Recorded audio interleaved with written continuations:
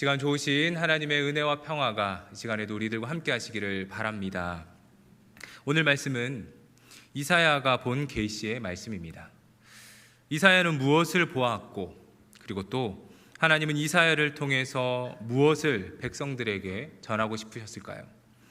오늘 말씀을 보시면서 우리 함께 이야기를 나눠보도록 하겠습니다. 본문 1절은 이사야가 활동했던 시기를 설명합니다. 1절을 보시면 유다 왕 우시아와 요담과 아하스와 히스기야 시대에 아모스의 아들 이사야가 유다와 예루살렘에 관하여 본 계시라 말씀합니다. 이사야는 유다의 우시아 왕부터 히스기야의 왕 시대까지 활동했던 예언자입니다. 기간으로 보면 이 우시아 왕부터 히스기야 왕까지 약 40년이 넘는 기간 동안 활동을 했습니다. 인생을 우리가 한 80으로 보았을 때에 이사야는 인생의 절반을 하나님의 예언자로 그렇게 살았다고 볼 수 있습니다. 이사야가 활동했던 시대 상황을 좀 살펴보면 아수르라는 제국의 등장으로 풍전등화와 같은 위험이 있었던 시대였습니다. 유다가 처음부터 위기를 맞았던 것은 아닙니다. 우시아와 요담 시대에 유다는 부국 강병을 누렸습니다. 역대하 26장, 27장의 기록을 보면 우시아는 16살에 왕이 되었습니다. 어린 나이였지만 그는 블레셋 성벽을 무너뜨리고 유다의 지배권을 확장시키고 그리고 암몬에게 조공을 받는 등 놀라운 업적을 이루었습니다. 대외적인 승리뿐만이 아니라 대내적으로도 여러 사업을 펼쳤습니다. 예루살렘 성을 견고히 했고 또 농사를 지을 수 있도록 황무지도 개간했습니다. 전쟁을 준비하면서 막강한 군대도 조직했고 무기도 정비했습니다. 말 그대로 부국 강병의 시대였습니다.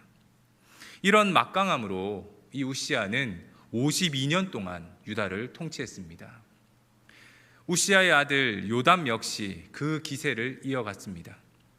요담은 유다 지역에 새로운 성을 건축하거나 증축을 했고 암몬과의 전쟁에서도 큰 승리를 거두어서 많은 조공을 바치도록 만들었습니다.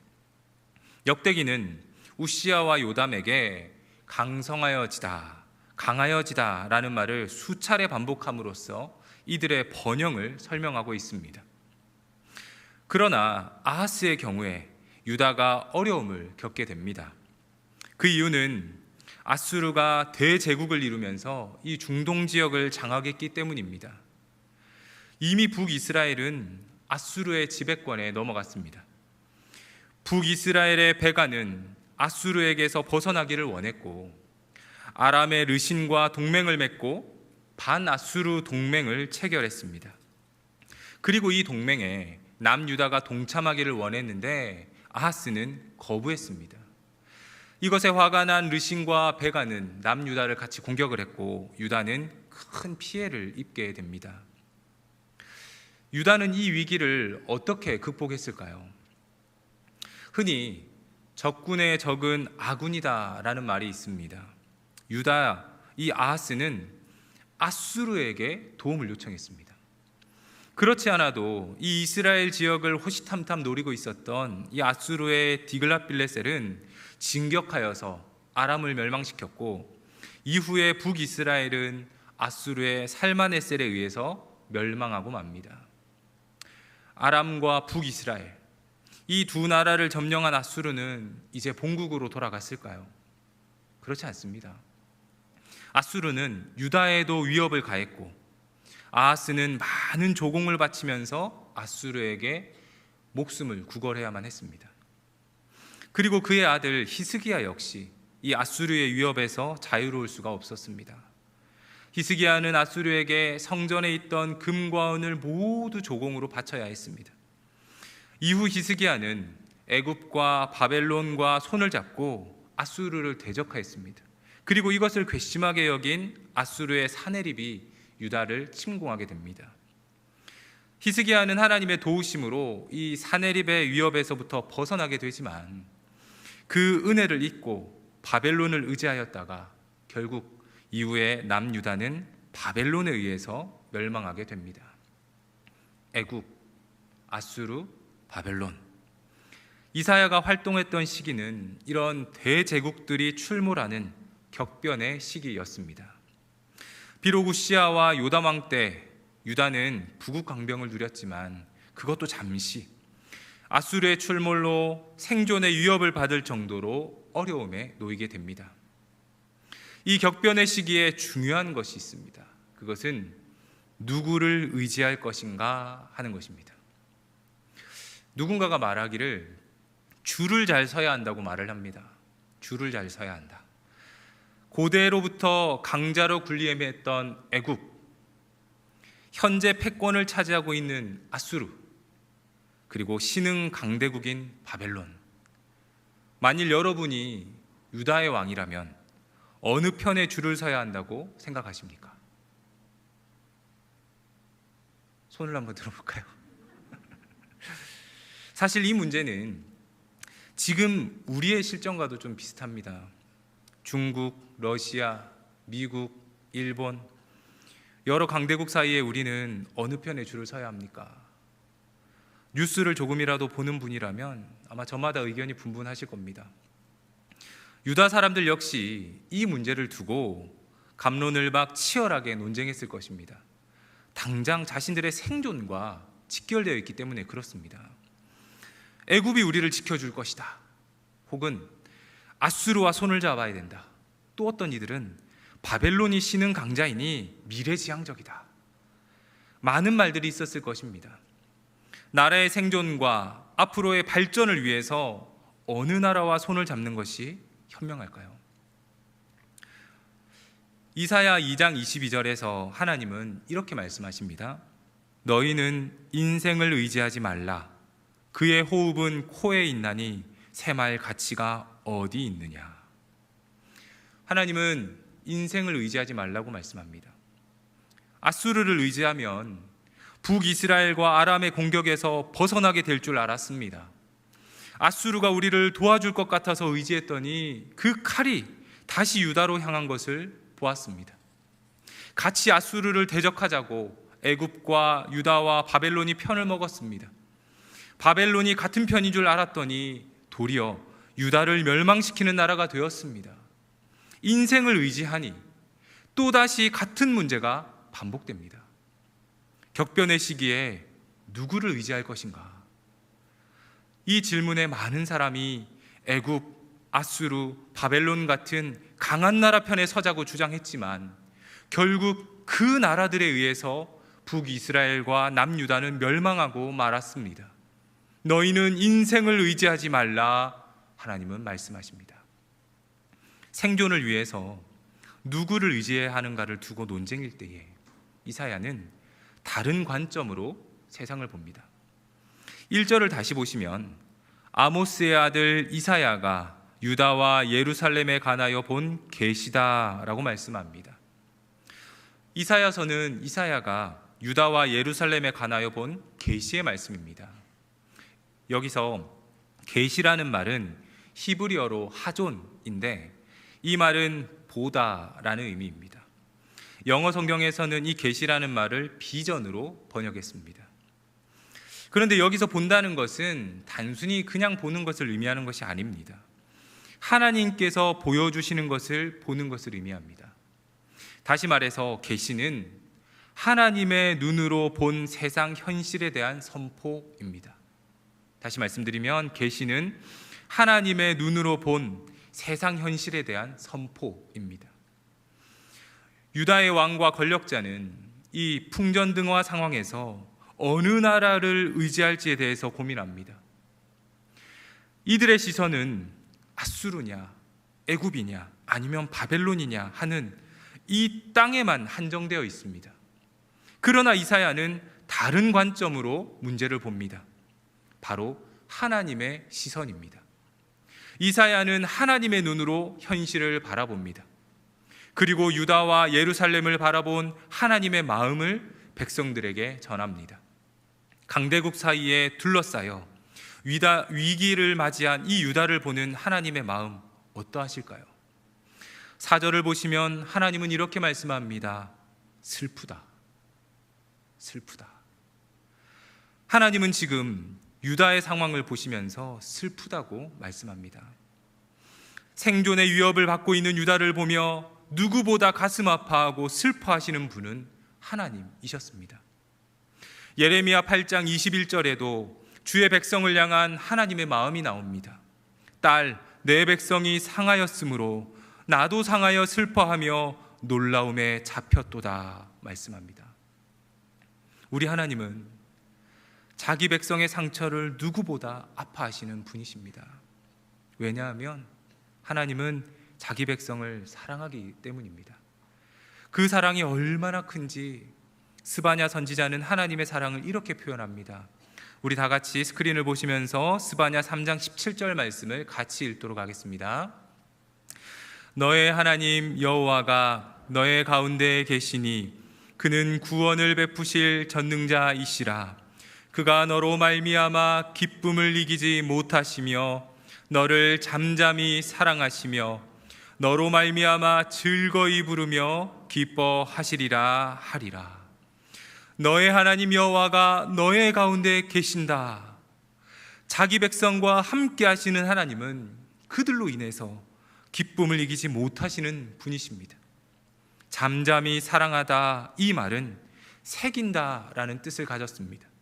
하나님이 얼마나 백성들을 사랑하는지 잊지 않도록 깊이 새겨서 영원히 기억하겠다고 말씀하고 계시는 겁니다. 우리 하나님은 이런 하나님이십니다. 사랑이 많으시며 인자가 풍성하신 분이십니다. 비록 범죄한 백성이라 할지라도 다시 돌아올 때에 기쁨으로 맞이해주는 참 좋은 아버지이십니다. 그런데 그런 하나님이 지금 유다 백성들을 보면서 슬프다고 말씀합니다. 하나님은 왜 슬퍼하실까요? 하나님이 슬퍼한 이유는 지금 유다의 상태가 심각했기 때문입니다. 유다의 상황이 어떤지 5절과 6절을 우리 같이 읽도록 하겠습니다. 5절과 6절입니다. 너희가 어찌하여 매를 더 맞으려고 패역을 거듭하느냐? 온 머리는 병들었고 온 마음은 피곤하였으며 발바닥에서 머리까지 성한 곳이 없이 상한 것과 터진 것과 새로 맞은 흔적뿐이거늘 그것을 짜며 싸매며 기름으로 부드럽게 함을 받지 못하였도다. 지금 유다의 상태는 온 머리에 병이 들었고 온 마음은 피곤하다, 즉 골병이 들어있다는 말입니다. 발바닥부터 머리까지 성한 데가 없이 상처난 곳과 매맞은 곳과 또 새로 맞아서 생긴 상처뿐인데 그것을 짜내지도 못하고 싸매지도 못하고 상처가 가라앉게 기름을 바르지도 못하고 있는 현실을 하나님은 보고 계신 것입니다. 그러니 하나님은 슬프다고 말씀합니다. 슬퍼하시는 하나님, 상처나고 병든 자기 백성을 보며 하나님은 가슴 아파하십니다. 이런 하나님의 마음을 잘 나타낸 것이 바로 누가복음 15장 탕자의 비유입니다. 아버지는 집을 떠난 아들을 생각하면서 애타는 마음으로 기다립니다. 탕자와 아버지가 멀리서 마주합니다. 그러자 아버지는 그 먼 거리를 달려가서 아들을 안아줍니다. 먼저 달려간 쪽도 아버지요, 마음을 졸이며 기다린 쪽도 아버지입니다. 아들이 돌아오자 아버지는 내 아들이 죽었다가 다시 살아났다며 잔치를 벌이고 이 일을 기뻐합니다. 집 나간 아들을 기다리는 아버지의 마음으로 하나님은 유다 백성을 기다리고 있습니다. 하나님은 그들이 다시 아버지께로 돌아오기를 애타게 기다리고 계십니다. 그러나 유다 백성들은 그런 하나님의 마음을 알지 못합니다. 하나님을 떠난 유다는 온몸에 상처이고 속은 골병이 들어 있습니다. 그런데도 정작 유다 백성들은 자신의 상태를 깨닫지 못하고 있습니다. 그래서 하나님은 그들을 보며 슬프다고 말씀합니다. 이사야는 이런 하나님의 마음으로 유다와 예루살렘을 바라봅니다. 하나님의 눈으로 세상을 바라보니 이 유다가 얼마나 병들고 아프고 고통스러운 상황인지를 깨닫게 되었습니다. 그러나 유다 백성들은 그것을 깨닫지 못합니다. 하나님의 말씀이 선포되고 예언자들을 통해서 회개하라고 전하는데도 그들은 깨닫지 못합니다. 하나님은 답답한 마음으로 이사야 6장 9절에 말씀하기를 이 백성에게 이르기를 너희가 듣기는 들어도 깨닫지 못할 것이요 보기는 보아도 알지 못하리라 말씀합니다. 또 43장 8절에도 말씀하기를 눈이 있어도 보지 못하고 귀가 있어도 듣지 못하는 백성을 이끌어내라 하십니다. 하나님은 이사야를 통해서 그 하나님의 말씀을 전하고 계십니다. 2절과 3절입니다. 하늘이여 들으라, 땅이여 귀를 기울이라. 여호와께서 말씀하시기를 내가 자식을 양육하였거늘 그들이 나를 거역하였도다. 소는 그 임자를 알고 나귀는 그 주인의 구유를 알건만은 이스라엘은 알지 못하고 나의 백성은 깨닫지 못하는도다 말씀합니다. 하늘이여 들으라, 땅이여 귀를 기울이라. 하나님은 하늘과 땅을 증인으로 불러서 자기 백성이 하나님을 떠난 것에 대해서 고발합니다. 흔히 사람의 행실에 대해서 하늘이 알고 땅이 안다라고 말을 합니다. 이 하늘과 땅은 인간이 살아가는 공간이며 인간의 모든 행위를 알고 있는 목격자입니다. 하나님은 하늘과 땅을 증인으로 불러서 유다의 행태가 어떤지를 드러내고 있습니다. 하나님은 내가 자식을 양육하였는데 그들이 나를 거역했다 말씀합니다. 여기서 거역했다라는 말은 관계를 깨트린다라는 의미입니다. 하나님은 유다 백성을 자녀로 삼아서 기르고 키웠는데 이 유다는 하나님을 부모로 받아들이지 않고 부모 자식 간의 관계를 깨트렸다는 말입니다. 허망하고 속이 타는 하나님은 3절에 소와 나귀의 비유를 들어서 지금 유다가 하는 행동이 어떤 것인지를 설명하십니다. 한낱 짐승에 불과한 소와 나귀도 자기 주인을 알고 주인이 저를 어떻게 먹여서 키우는지를 아는데 하나님의 백성인 유다는 깨닫지 못한다고 하나님은 탄식하십니다. 성도 여러분, 유다 백성들은 왜 하나님의 말씀을 듣지 못하고 깨닫지 못하는 것일까요? 왜 이들은 하나님을 의지하지 않고 애굽을 의지하자, 아수르와 편을 먹자 그렇게 주장하는 것일까요? 그것은 관점이 다르기 때문에 그렇습니다. 이사야는 하나님의 눈으로 유다의 문제를 보고 있습니다. 비록 국제 정세가 불안정하고 격변의 시기를 보내고 있지만 이사야는 흔들리지 않습니다. 오히려 유다 백성들에게 전하기를 인생을 의지하지 말라라고 말합니다. 왜냐하면 모든 문제의 해결은 하나님께 달려있다고 믿기 때문입니다. 그래서 이사야는 2장 4절에서 전하기를 그가 하나님이 열방 사이에 판단하시며 많은 백성을 판결하시리니 무리가 그들의 칼을 쳐서 보습을 만들고 그들의 창을 쳐서 낫을 만들 것이며 이 나라와 저 나라가 다시는 칼을 들고 서로 치지 아니하며 다시는 전쟁을 연습하지 아니하리라 말합니다. 이사야는 혼란한 국제 정세 속에 하나님이 개입하셔서 열방 사이에 분쟁을 판결하실 것이며 온 땅은 칼을 쳐서 보습으로 만들고 창을 쳐서 낫으로 만드는 평화의 시대가 올 것이다 전합니다. 생존의 위협을 느끼는 급박한 순간에도 이 평화의 메시지를 전할 수 있는 이사야의 여유, 어디서 오는 것일까요?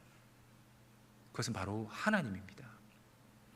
이사야는 하나님의 관점으로 세상을 보고 있기에 세상의 문제들을 두려워하지 않습니다. 오히려 담대합니다. 이사야는 아수르를 의지할지 애굽을 의지할지 고민하지 않습니다. 유다의 평화를 주는 것은 아수르나 애굽이 아니기 때문입니다.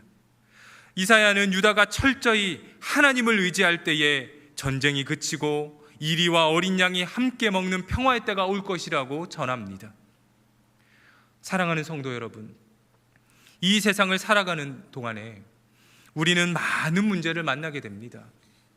어떨 때는 그 문제들이 우리의 생존을 위협하는 것처럼 크게 느껴질 때도 있습니다. 이것 때문에 잠도 안 오고 식욕도 없고 인생을 포기하고 싶을 정도로 괴롭다고 생각될 때도 있습니다. 이런 문제 앞에서 우리가 취해야 될 대처는 무엇이 있을까요? 그것은 하나님 앞에 문제를 가지고 나오는 것입니다. 이 문제를 해결하기 위해서 하나님을 의지하고 기도해야 합니다. 하나님을 의지하고 기도할 때 하나님은 문제를 해결할 지혜를 주시고 필요한 사람도 붙여 주실 것입니다. 우리의 힘으로 할 수 없는 것이었는데 하나님께 기도하다 보니 어느새 문제가 해결되어 있는 것을 우리 모두는 한 번쯤은 경험해 보지 않으셨습니까? 문제 앞에서 누구를 의지할 것인가? 이것은 모든 사람에게 주어진 물음입니다. 하나님의 관점으로 살지 못하는 이들은 계속해서 인생을 의지합니다. 민수기 14장에 나오는 정탐꾼 이야기를 아실 것입니다. 12명의 정탐꾼이 하나님이 약속한 젖과 꿀이 흐르는 가나안을 정탐하고 돌아왔습니다. 그 땅이 얼마나 탐스럽고 풍요로운 땅인지를 백성들에게 알려주기 위해서 포도송이와 석류, 무화과 나무를 따가지고 왔는데 과실이 얼마나 크고 풍성한지 두 사람이 막대기에 꿰어서 올 정도였습니다. 그런데 하나님이 약속하신 이 풍성하고 기름진 땅 앞에서 10명의 정탐꾼은 땅의 풍성함보다도 그 땅에 사는 거주민을 보았습니다. 그리고 말하기를 그들은 안악자손 거인 같고 우리는 그에 비하면 메뚜기와 같다라고 말을 합니다. 이 말을 들은 백성들은 소리 높여서 울면서 어떻게 이런 곳으로 자신들을 인도했느냐며 모세와 아론을 원망했습니다. 그러나 여호수아와 갈렙은 다른 관점으로 말을 합니다. 가나안은 하나님의 말대로 젖과 꿀이 흐르는 풍요로운 땅이다. 다만 여호와를 거역하지 말아라. 또 그 땅 백성들을 두려워하지 말라. 그들은 우리의 먹이다. 그들의 보호자는 그들에게서 떠났고 여호와는 우리와 함께 하신다. 그들을 두려워하지 말아라. 성도 여러분, 여러분은 문제 앞에서 문제를 만나실 때 무엇을 먼저 보십니까? 혹시 문제의 크기에만 몰두하고 있지는 않습니까? 문제에만 집중하면 그것에 압도되어서 아무것도 할 수 없게 됩니다. 관점을 바꿔야 합니다. 하나님의 관점으로 세상을 바라보아야 됩니다. 하나님의 관점으로 세상을 보면 문제를 해결할 수 있는 지혜를 얻게 됩니다. 성경은 여호와를 경외하는 것이 지혜의 근본이요 거룩한 자를 아는 것이 명철이다 말씀합니다. 세상을 아는 것이 지혜가 아닙니다. 여호와 하나님을 경외하고 섬기는 것이 지혜요 거룩하신 하나님을 아는 것이 명철입니다. 그러니 세상이 아니라 하나님께로 우리의 관점을 바꾸어야 합니다. 하나님의 백성은 문제 앞에서 세상의 관점으로 해결하지 말고 관점을 바꾸어 하나님의 관점으로 문제를 바라보아야 합니다. 관점을 바꾸면 문제가 새롭게 보일 것입니다. 애굽과 아수르, 바벨론밖에 보이지 않던 것이 관점을 바꾸면 역사를 주관하시는 하나님을 볼 수 있게 됩니다. 시선을 하나님께로 돌리면 세상 나라를 다스리고 통치하는 하나님의 역사를 보게 됩니다. 문제를 만나면 우리의 시선을 문제에서 하나님께로 옮겨야 됩니다. 하나님이 그 문제를 해결하실 수 있으십니다. 하나님을 의지하는 은혜가 있으시기를 바랍니다. 자기 백성의 아픔을 보시며 슬퍼하시는 하나님께서 문제를 놓고 기도하는 우리의 기도를 듣고 도와주실 것입니다. 문제 해결은 하나님께 있음을 기억하시면서 이 시간 모든 문제를 하나님께 맡기며 기도하시길 바랍니다. 문제 앞에서 우리가 의지할 것은 오직 하나님밖에 없음을 고백하며 기도하시기 바랍니다. 간구하는 우리의 기도를 하나님께서 들어주실 것입니다. 오늘 이 시간 우리의 관점이 바뀌어서 문제보다 크신 하나님을 볼 수 있는 귀한 은혜가 우리 모두에게 있으시기를 주님의 이름으로 축복합니다.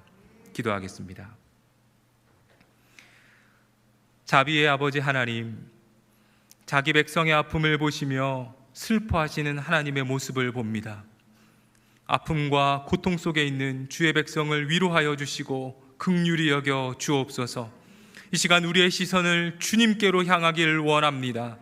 이전까지는 삶의 문제 앞에서 염려와 근심하며 살았다면 앞으로는 주님을 의지하여 모든 문제를 주님께 맡기는 믿음을 갖게 하옵소서.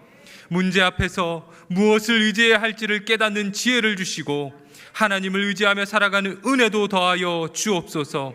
혹여나 유다 백성들처럼 우리 안에 하나님을 떠나 살았던 모습이 있다면 깨닫게 하시고 우리 삶을 돌이켜 다시금 주님께로 향하게 하옵소서. 우리의 삶을 말씀으로 채우게 하시고 하나님의 말씀에 순종하며 살게 하옵소서. 우리를 사랑하시는 예수님 이름으로 기도합니다. 아멘.